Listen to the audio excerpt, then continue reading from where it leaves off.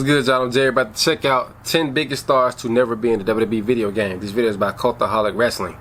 Being in the video game is like one of the most top tier bucket list things to have happened, especially if you were born like during like the 80s and the 90s and you got to play video games and watch wrestling at the same time.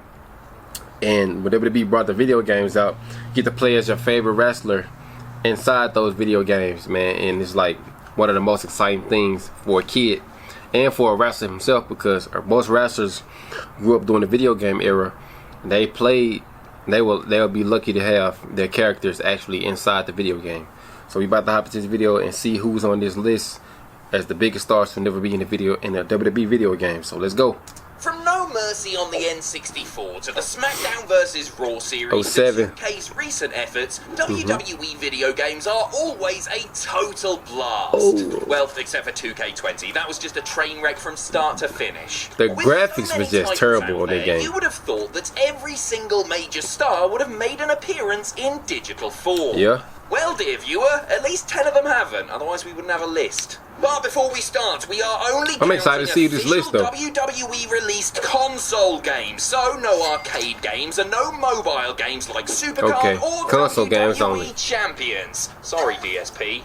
I'm Adam Pacitti from Cultaholic Wrestling, and these are the 10 biggest stars to never be in a WWE video game. Join us. Who's number 10? Number 10, Giant Gonzalez. Whether as Giant Gonzalez in WWE or El Gigante in WCW, there is one thing you can say about Jorge I know he was Gonzalez. hot in that damn suit. He was very tall.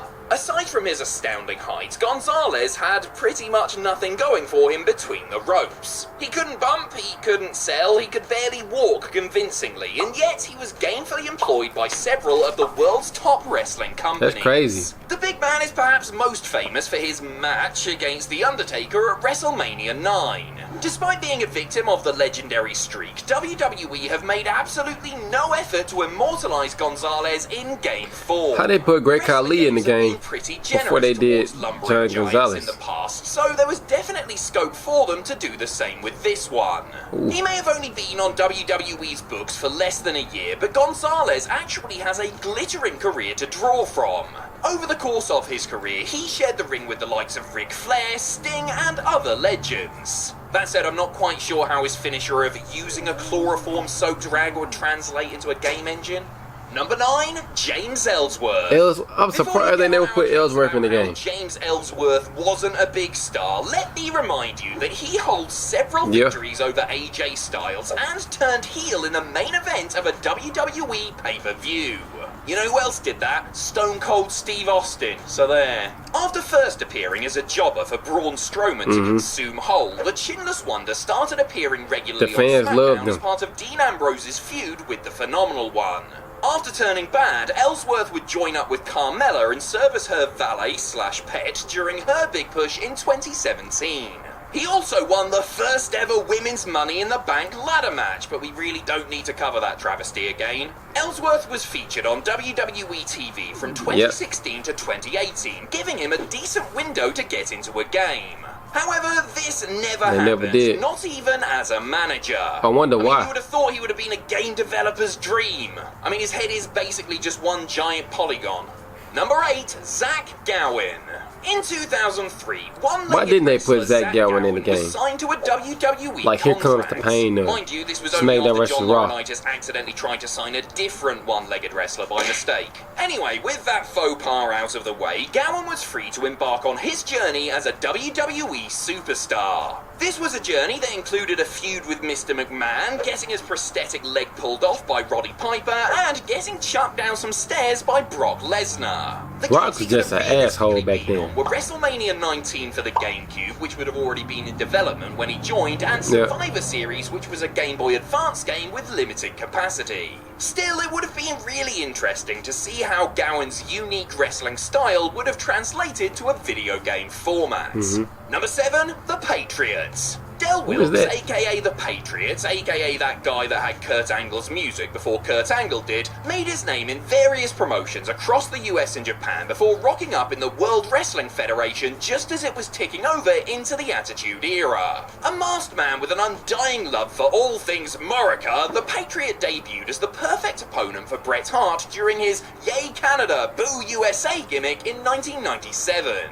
Wilkes was even given a WWE Championship match against Hart at the Ground Zero pay-per-view and was scheduled to face Team Canada at Survivor Series 97 before a torn triceps put the kibosh on that. That injury ultimately forced Wilkes to retire, but it did also pave the way for the debut of Steve Blackman. So, you know, swings and roundabouts. The criminally underrated WWE 13 featured a mode that took players through the Attitude Era, letting them play in key matches between SummerSlam 97 and WrestleMania 15.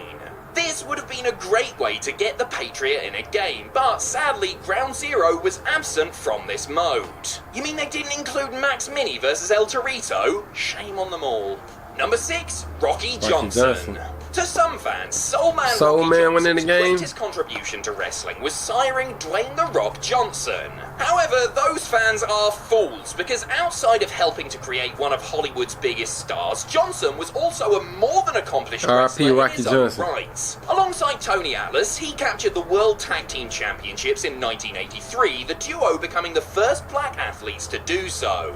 Rocky played a huge role in breaking down racial barriers in wrestling, and his achievements were recognized with the WWE Hall of Fame induction in 2008. If the company wanted to add to his legacy with a game appearance, there is a couple of ways they could do it. One would be to have a mode showcasing the notable achievements of black wrestlers throughout history, which could contain the match where Johnson and Atlas won the titles. The other could be as a feature at the end of a Rock Showcase mode, a bonus match to show how important his father was to the Great One. Do that second part. Listen, if you want my CV2K, just drop me an email.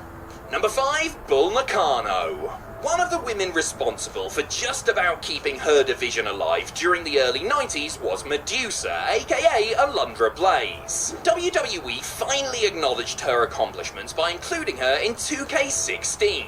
She was also in 2 WCW games, including the utterly dreadful Backstage Assault. Now all the WWE need to do is put some of the wrestlers that Blaze faced during those years, and they can start with the legendary Japanese star Bull Nakano.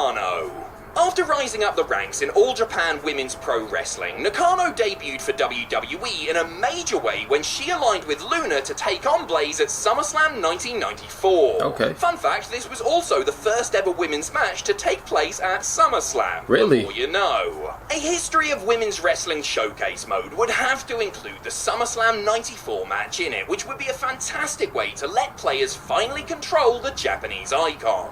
Hey, it could also feature the match where Nakano beat Blaze to win the women's title, which I mainly want to see included because it took place at an event called Big Egg Wrestling Universe, which is hilarious, obviously. Number 4, Juventud Guerrera. Did you know that Juventud Guerrera not even when they had the Mexicals in the game?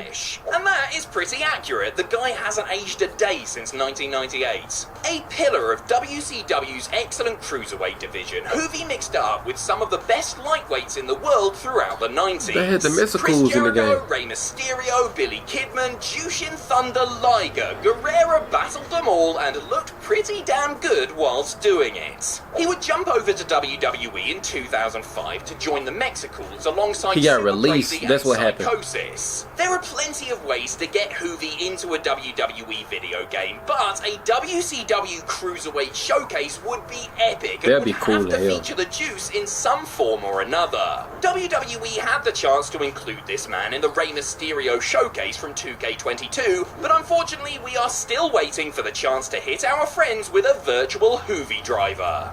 Number 3, Dynamite Kid. Technically, Dynamite Kid main evented WrestleMania 2. Well, Sort of. In reality, he main evented 1/3 of that cursed show, but it was a big match nonetheless. Okay. Teaming up with Davey Boy Smith, Kid defeated Greg Valentine and Brutus Beefcake to win the World Tag Team Championships with Ozzy Osbourne at their side. Bulldog made his in-game debut back in 1992 for Super WrestleMania for the SNES and Mega Drive, and has appeared in plenty more games since then. As for Dynamite Kid, not a chance. The thing about this talented high flyer is that most of his greatest achievements came outside of WWE. His legendary matches with Tiger Mask took place in New Japan in the early 1980s, as did a lot of other matches he had that helped shape cruiserweight wrestling. He hasn't even been inducted into the WWE Hall of Fame, which may or may not have something to do with his reputation and behaviour outside of the squared circle. Wow. One of the most underrated and innovative wrestlers of all time, fans of Dynamite Kid would love nothing more than to soar through the air as his character in a modern video game. That said, I don't see it happening anytime soon. Nah. Number 2, Bob Backlund. Former WWE champion, presidential candidate, That's 1/3 of the longest reigning champions in history. One of the most intriguing figures in pro wrestling history. I thought he was in 07. Clean-cut All-American SmackDown Wrestling 2007. Backlund was effectively selected as the successor to Bruno Sammartino and carried the company as its champion out of the 70s and into the 80s. Then, after a gap of over a decade, he won the WWE title again by beating Bret Hart of all people at Survivor Series 1994. He would then lose the title 3 days later in an 8-second squash against Diesel. Damn. As Vince McMahon would say, what a ride! How Backlund hasn't turned up in a single WWE video he was never in the game? his long and eclectic career is actually pretty impressive. He hasn't even appeared as a manager, which does a serious disservice to that time he tried to make Darren Young great again. Whilst he may not be so popular with younger chicken fans wing today, older nerds like me would love to have the opportunity to lock in the crossface chicken wing in video game form. Number 1, I thought he was in 2007. Billy Graham. R.I.P. superstar Billy Graham. He just recently passed away a couple days ago. Compliments in the comments section. And really, it is a crime that the Hulkster has been in so many games, whilst one of his biggest inspirations has never graced a single one. Wow. Superstar Billy Graham did so much for the way that heels are presented in wrestling. Hulk Hogan based his whole character off, dude. With a body chiseled out of marble, Graham was one of the most popular wrestlers around back in the 1970s, despite being a villain. He also had dyed blonde hair, a moustache, and said brother a lot. Remind you of anyone? In 1977, Graham unseated Bruno Sammartino to become just the 6th different WWE champion in history. He would hold the gold for the best part of a year before dropping it to our old friend Bob Backlund. Okay. WWE have included older wrestlers like Sammartino in newer games, so they could definitely do the same for both Graham and Backlund. Though in Graham's case, some of his comments about the company in various shoot interviews might be the thing that's preventing this from happening. Anyway, putting he just passed away, so it might be a great way to be a grow possibility their popularity amongst younger fans and shed some light on an oft overlooked portion of WWE history. Alright, y'all, great video, man. Let me know down below in the comments of what y'all thought of my reaction to this video. Like, comment, subscribe, and who y'all think he didn't mention on this list that should be in the video game that never has been in the video game. Till next time, I'm out. Peace.